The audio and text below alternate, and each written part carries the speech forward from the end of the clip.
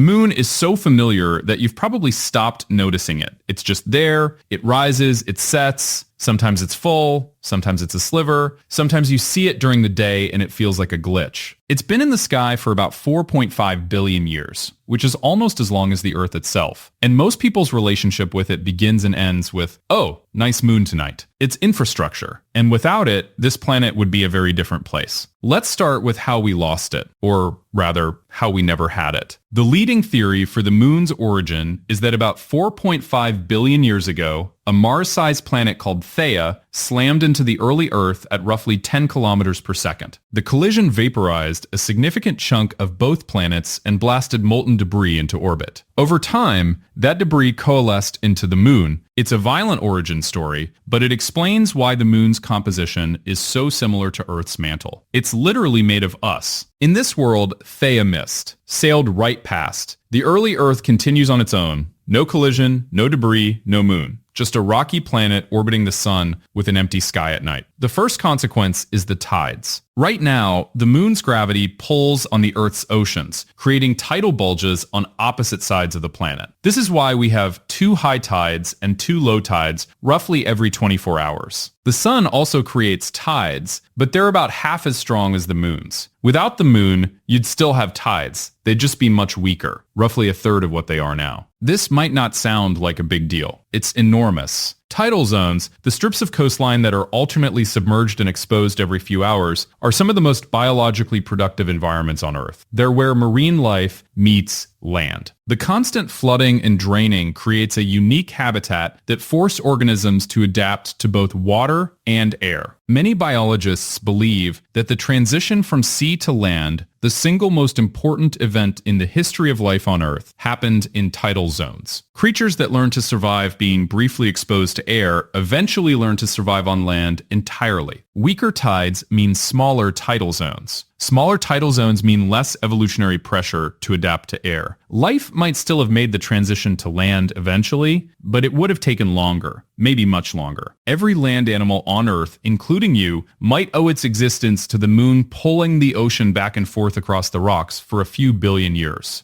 Let's talk about the thing the moon does that nobody thinks about. It stabilizes the Earth's axial tilt. Right now, the Earth is tilted at about 23.4 degrees relative to its orbit around the sun. This tilt is why we have seasons. The northern hemisphere tilts toward the sun in summer and away in winter. The tilt is remarkably stable, wobbling only slightly over tens of thousands of years. And the reason it's stable is the moon. The moon's gravitational pull acts like a gyroscopic stabilizer, keeping the Earth's tilt within a narrow range. Without it, the tilt would be free to wander. Mars, which has no large moon, has an axial tilt that varies chaotically between 10 and 60 degrees over millions of years. The Earth, without its moon, would do the same. At 10 degrees of tilt, seasons would be almost non-existent, the equator would be hot, the poles would be cold, and nothing much would change throughout the year. At 60 degrees, it's the opposite. Seasons would be extreme beyond anything we've experienced. The poles would point almost directly at the sun during summer, receiving 24 hours of intense sunlight. During winter, they'd point away entirely, plunging into months of total darkness. The temperature swings would be catastrophic. Subtropical regions could experience ice ages and heat waves within the same millennium. The climate wouldn't just be different, it would be unpredictable. The tilt could change significantly over timescales of tens of thousands of years, which sounds slow, but is fast enough to make long-term adaptation almost impossible. Ecosystems that took millions of years to develop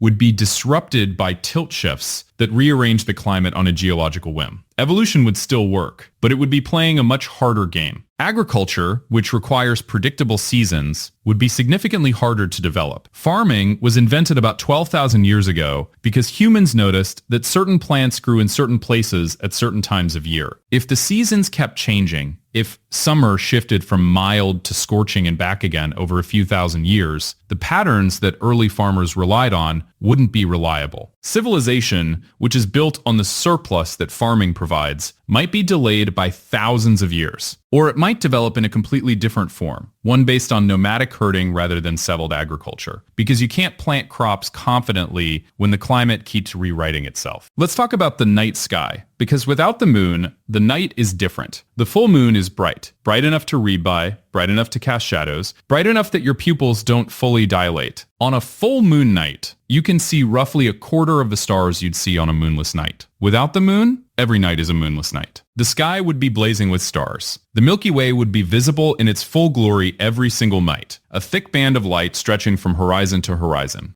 This would have changed human culture profoundly. Astronomy might have developed faster because the stars are easier to study when there's nothing outshining them. Navigation by stars would be more reliable since there's no moon phase to complicate the brightness of the sky. But the moon itself has been central to human timekeeping for thousands of years. The word month comes from moon. The Islamic calendar is lunar. The Chinese calendar is lunisolar. Easter is calculated based on the moon. Without it, human timekeeping would have developed entirely around the sun and the stars, which is arguably simpler, but culturally very different. The night would also be darker, much darker. For most of human history, the moon was the only source of light after sunset that you didn't have to build yourself. Hunters used moonlit nights to track prey. Travelers timed journeys around the full moon. Armies attacked under moonlight. Without the moon, the night belongs to whatever can see in the dark, and humans can't. We'd have been more vulnerable to nocturnal predators, more confined to daylight hours, more dependent on fire. The ocean would be different too, beyond just the tides. The moon's gravity creates tidal currents, which are significant drivers of ocean circulation. These currents help distribute heat around the planet, moving warm water from the equator toward the poles and cold water back. Without strong tidal mixing, the oceans would stratify more, with warm water sitting on top and cold water sitting on the bottom, not mixing. This would affect weather patterns, marine ecosystems, and the distribution of nutrients in the ocean. The deep ocean, in particular, relies on thermohaline circulation, a global conveyor belt of water driven partly by temperature differences and partly by tidal mixing. Weaken the tides, and you weaken the conveyor. The deep ocean becomes more stagnant. Less oxygen reaches the bottom. Deep sea life, already living in one of the most extreme environments on Earth, would face an even harsher one. Here's something that might surprise you. The days would be shorter. The moon is gradually slowing the Earth's rotation through tidal friction. Every century, the day gets about 2.3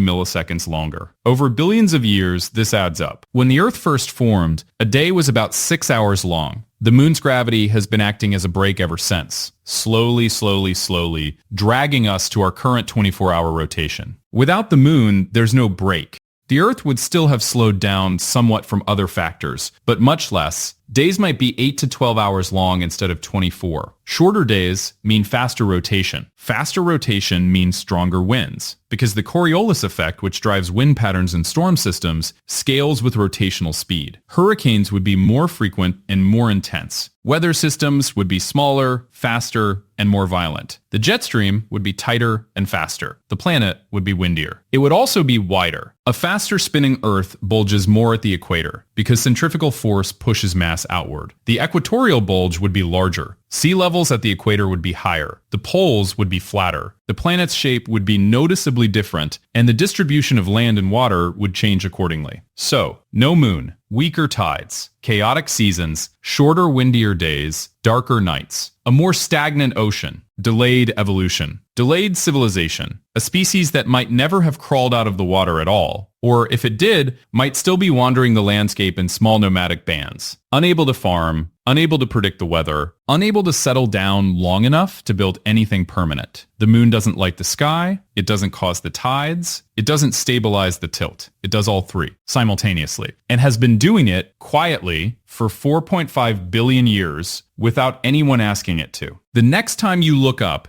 and see it hanging there, looking like it's doing nothing, just know that it's holding more together than you think.